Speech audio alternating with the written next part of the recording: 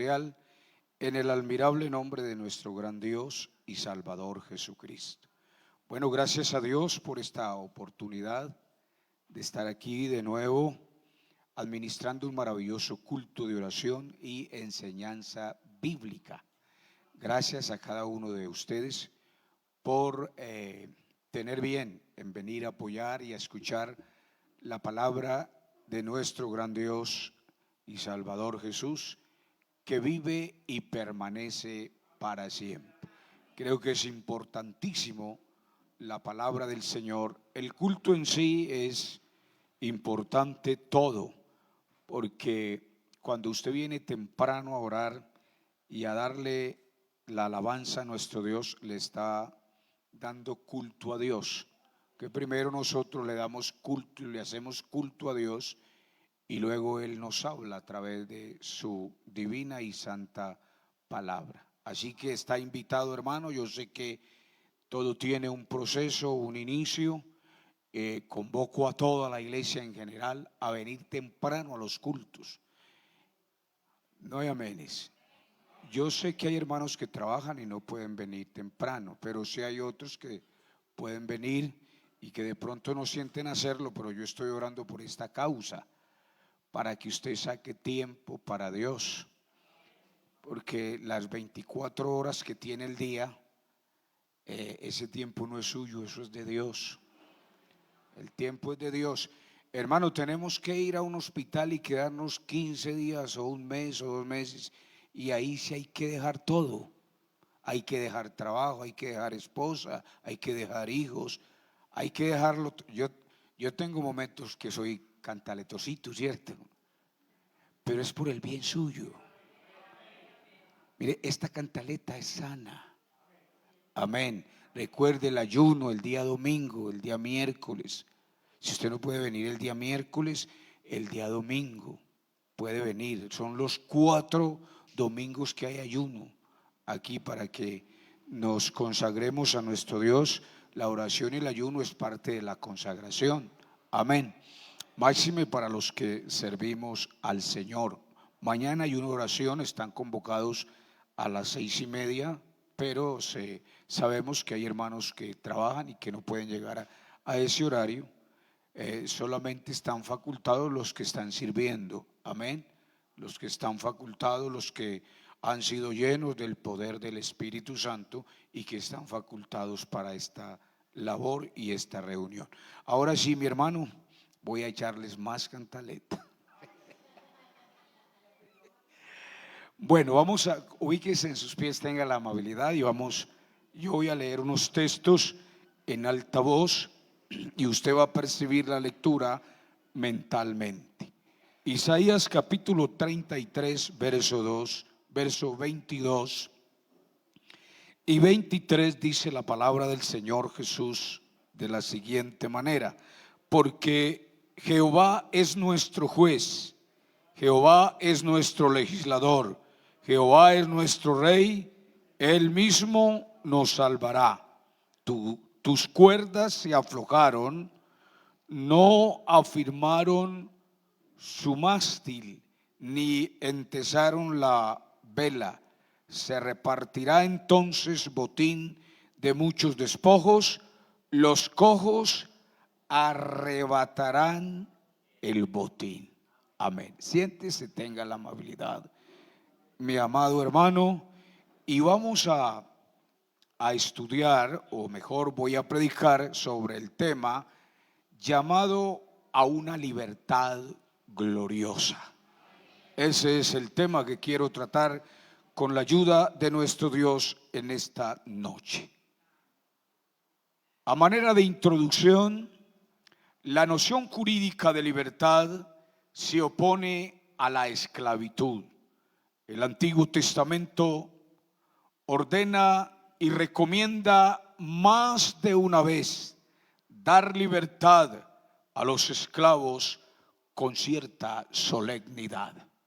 Hablar de la libertad es hablar entonces del tema común que muy a menudo escuchamos acerca de lo que es la libertad física, La libertad física es una parte fundamental del hombre, porque el hombre en cuatro paredes de verdad que está cautivo, está estresado, sus pensamientos son muchos, a veces los pensamientos no son buenos, pero también hay mentes también que pueden pensar bien.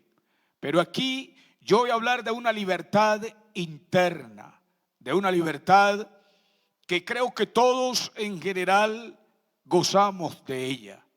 El Antiguo Testamento era entonces, hacía énfasis en esto de lo que es la libertad del esclavo. Y dice la palabra del Señor en Éxodo capítulo 21 y el verso 2 en adelante hasta el verso 26, voy a leer unos pocos y usted en su casa lee el resto. Éxodo capítulo 21 y el verso 2 voy a leer hasta el 11. Estas son las leyes que les propondrás si comprares siervo hebreo. 6 años servirá, mas al séptimo saldrá libre, de balde. Si entró solo, solo saldrá. Si tenía mujer, saldrá él y su mujer con él. Si su amo le hubiere dado mujer y ella le diere hijos o hijas, la mujer y sus hijos serán de su amo, y él saldrá solo. Y si el siervo dijere, yo amo a mi señor, a mi mujer y a mis hijos, no saldré libre. Entonces su amo lo llevará ante los jueces y le hará estar junto a la puerta o al poste, y su amo le horadará la oreja con lesna, y será su siervo para siempre. Y cuando alguno vendiere su hija por sierva, no saldrá ella como suelen salir los siervos. Esto es algo que a la simple vista, pero si miramos el trasfondo, a simple vista pareciera que fuera injusto, pero si miramos el trasfondo, está hablando de lo que es justo. El amo entonces le dio comida, le dio vestido, le dio todo, le dio esposa, pero al salir libre tendría que pagar un precio.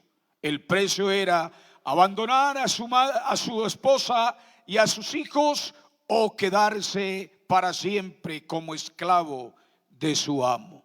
Muchos decidían entonces quedarse como esclavos, aleluya, porque amaban sus hijos y amaban sus esposas. Esto tiene una connotación maravillosa, porque nosotros éramos esclavos de Satanás, pero este no nos daba ventaja. Pero ahora somos esclavos de Cristo nuestro Salvador, y Él ha dado una libertad gloriosa, una libertad interna. Él ha horadado nuestro corazón por el poder del Espíritu Santo, y hemos sido esclavos para siempre.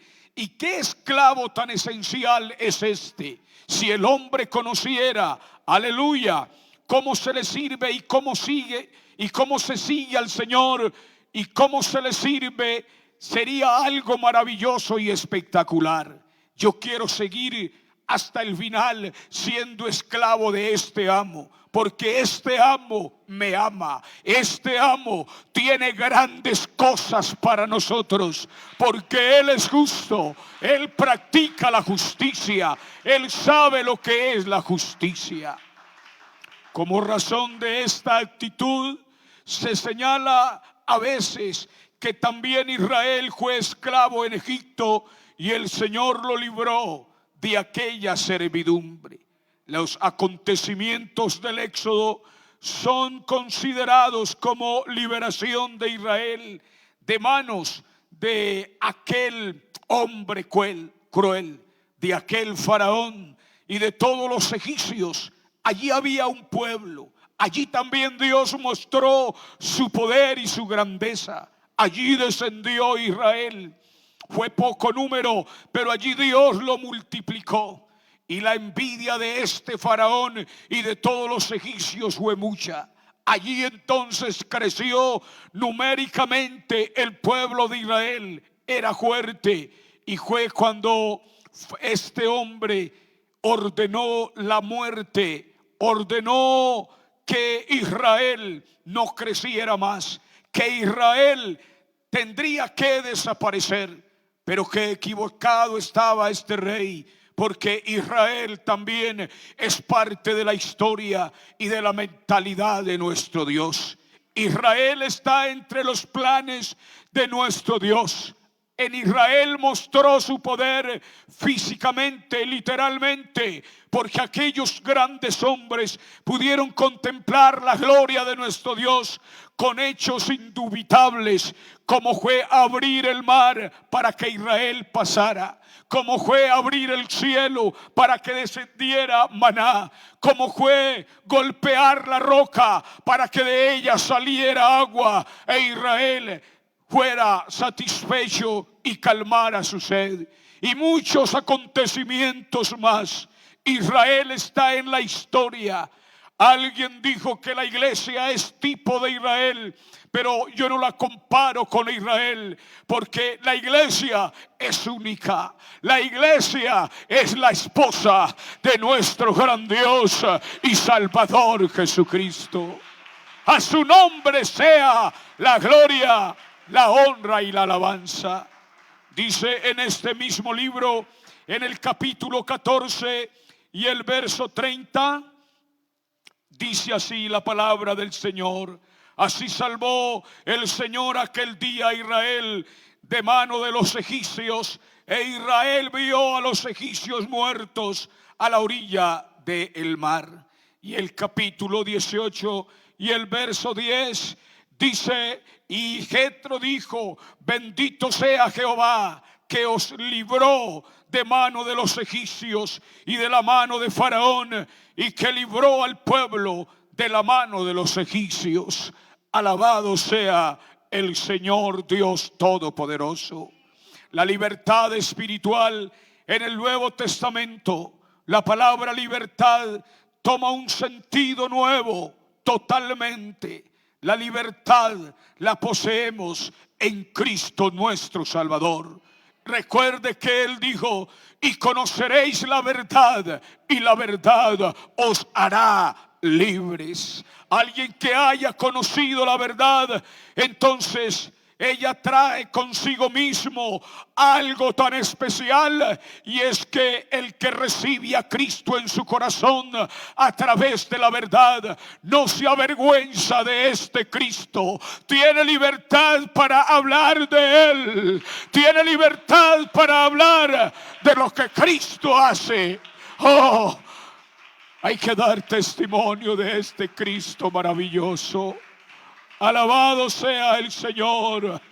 Diga gloria a Dios, hermano. A su nombre sea la gloria por toda la eternidad. La libertad que da Cristo libera al hombre del espíritu de servidumbre y de temor. Romanos capítulo 8 y el verso 15 dice la palabra del Señor de la siguiente manera. Romanos capítulo 8 y el verso 15 dice: pues no habéis recibido el espíritu de esclavitud para estar otra vez en temor, sino que habéis recibido el espíritu de adopción, por el cual clamamos: Abba, Padre. Hemos recibido la unción de Cristo, hemos comprendido la obra magna manifestada en la cruz del Calvario.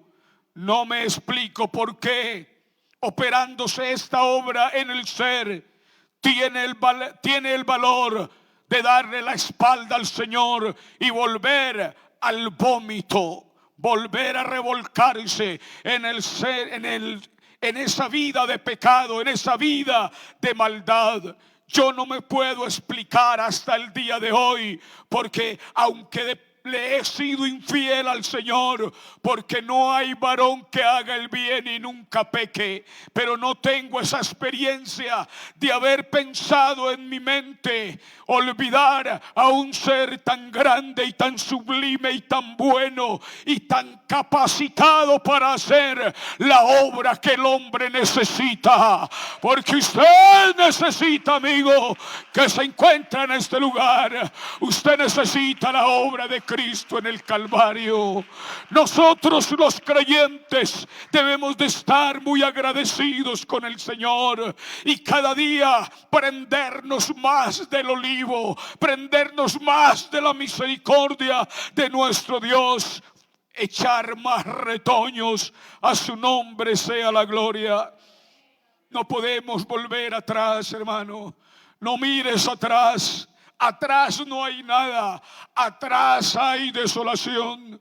Si la mujer de Lot se hubiera dado cuenta de que al mirar solo contemplaría cenizas, solo contemplaría un montón de cenizas, porque la gloria de Sodoma y Gomorra fue arrasada por el fuego que cayó del cielo.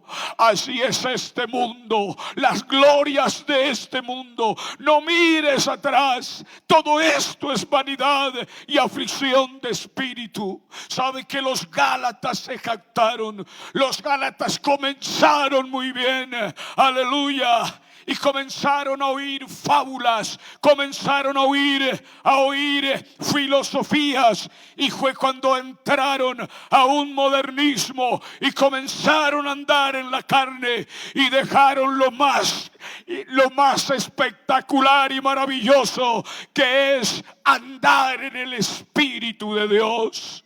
Gálatas capítulo 2 y el verso 4 dice la palabra del Señor de la siguiente manera. Gálatas capítulo 2, perdón, y el verso 4 dice: y esto a pesar de los falsos hermanos introducidos a escondidas, que entraban para espiar nuestra libertad que tenemos en Cristo Jesús, para reducirnos a esclavitud. Esto es lo que está pasando ahora. Ahora hay falsos hermanos que se introducen en la iglesia para arrastrar incautos. O sea, para arrastrar hermanos que no tienen el buen conocimiento de la libertad que ofrece el poder del evangelio. Pero yo sé que aquí no sucede eso. Aquí hay gente madura. Aquí hay gente que conoce a Cristo y sabe quién es Cristo. Porque conocer a Cristo entonces es declararlo como el único y suficiente Salvador de la raza humana. Y no solamente Salvador, sino el Creador del universo y también de la tierra. En este mismo libro, en el capítulo 4 y el verso 31 dice: de manera, hermanos, que no somos hijos de la esclava, sino de la libre. Aquí no debe de haber hijos esclavos, porque esa esclavitud para servidumbre del mundo fue enclavada en la cruz del Calvario. Aquí somos esclavos es para adorar a Cristo en espíritu y en verdad. Aquí no somos esclavos de nadie, ni del pastor, ni de los directivos, ni del consistorio. Aquí somos esclavos del dueño de la iglesia, llamado Jesucristo, nuestro Salvador. Oh, qué bueno es saber esto. Cuando el pastor aconseja es para bien, porque el pastor tiene que dar cuenta de usted. Aleluya. ¿Qué tal la responsabilidad mía? Yo tengo que dar cuenta de cada uno de ustedes cuando esté frente al autor de este evangelio. Él me va a preguntar por Julano, por Perano, por Sutano. Él va a preguntarme. Es que no tiene necesidad de preguntar. Y creo que cuando todos estemos frente a la presencia del Señor, todo se aclarará. Lo poco bueno que hicimos y lo malo que hicimos también. Ahí no hay entonces excusas para nada. Ahí no hay apelación. La apelación es ahora, porque hoy es el día aceptable. Hoy es el día de salvación. Mañana es tarde. Después de que estemos en el Seol, ya no hay esperanzas de ninguna clase. La misericordia de Dios va con usted y conmigo. ¿Sabe hasta dónde? En el momento que usted exhale su espíritu, hasta ahí se acabó la misericordia de Dios para con usted y conmigo. Oh, alabanzas al Señor.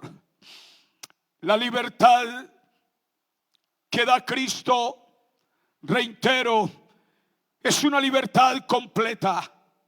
La libertad del cristiano se basa en la obra de Cristo en el madero de la cruz. En el Nuevo Testamento se habla de un endurecimiento voluntario. Y es que ahora el hombre ha endurecido el corazón.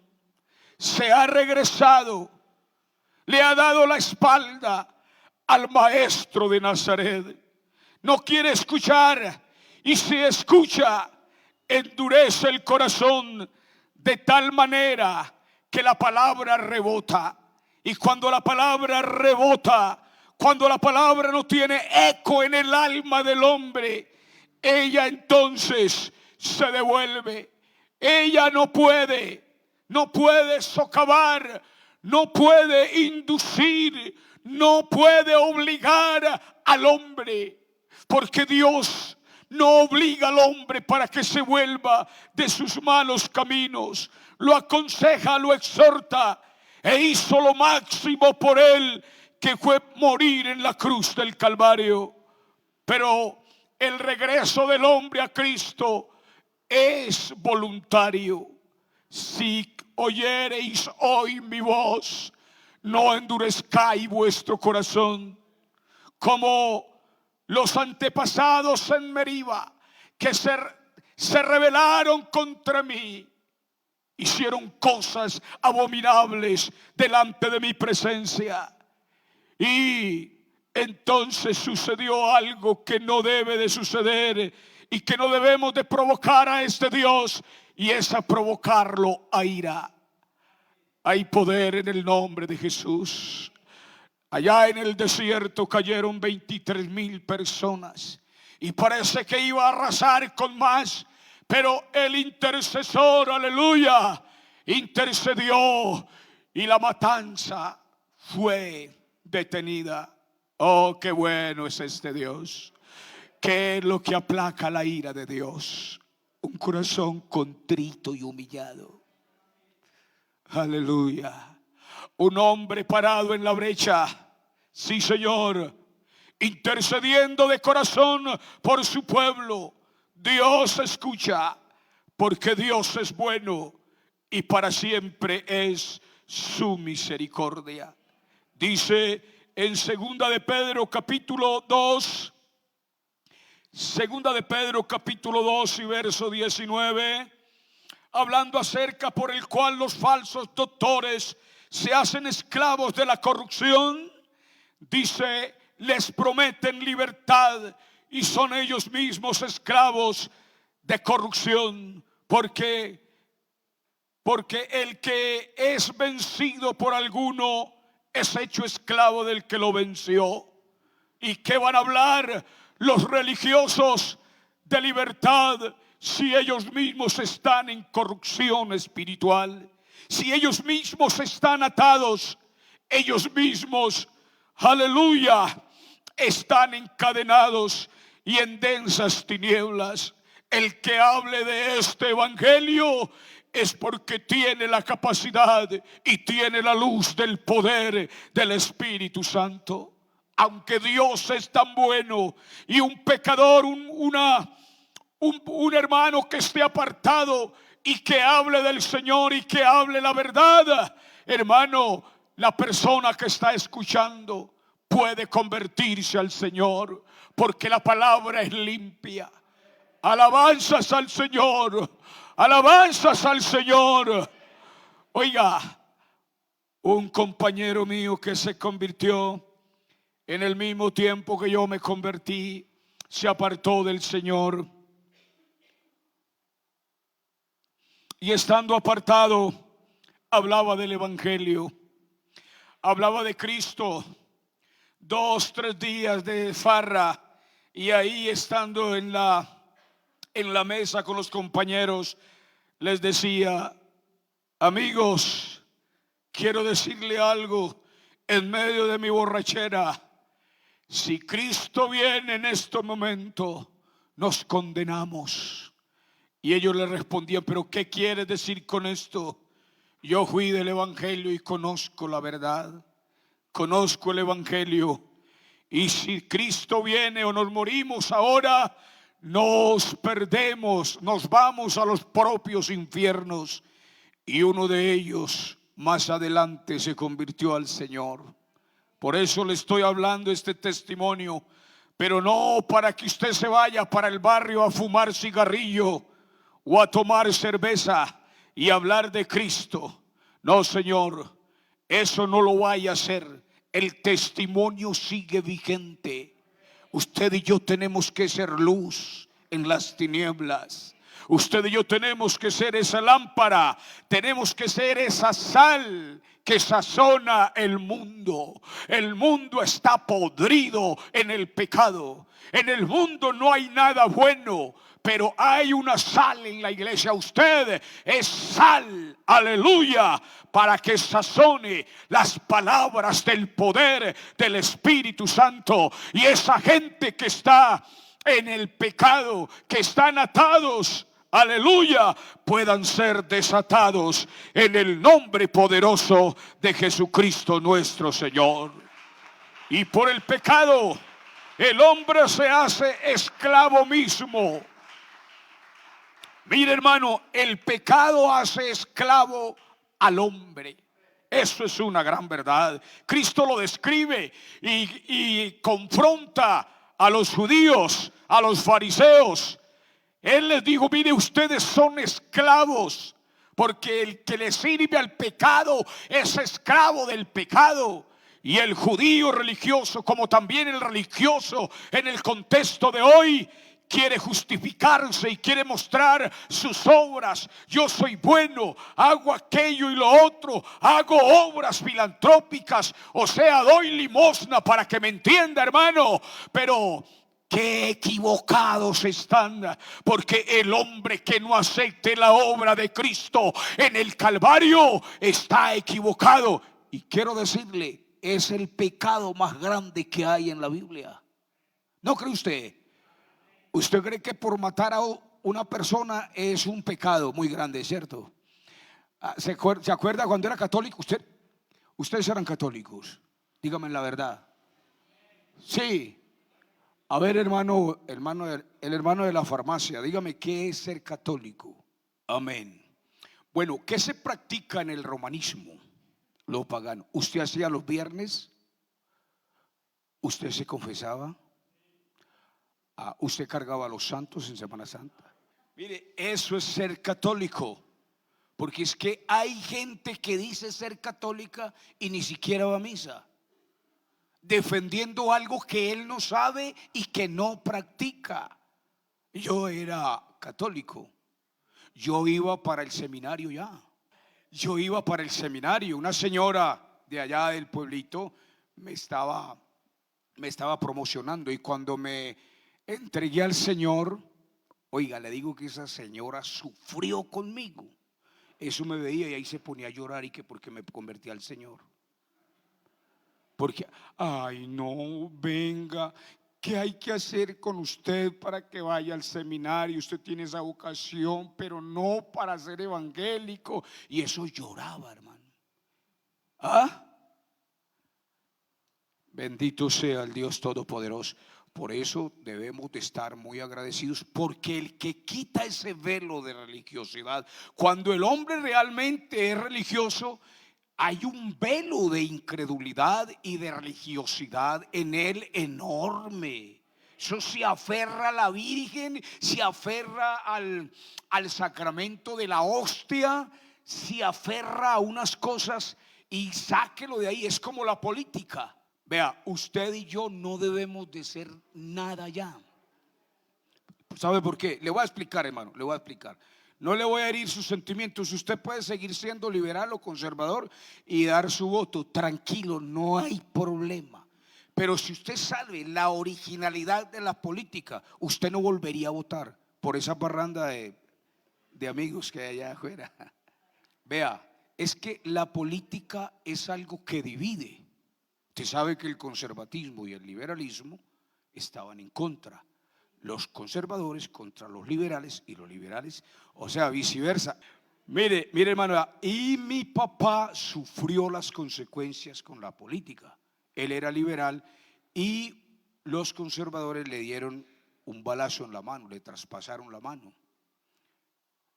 Y entonces yo me di cuenta desde pequeñito, y desde pequeñito comencé a odiar ¿a quién? A los conservadores. Yo veía un conservador y se me dañaba el día. Desde que tomé conciencia, 7, 8 años en adelante, comencé a odiar los conservadores, porque le dieron un tiro a mi papá.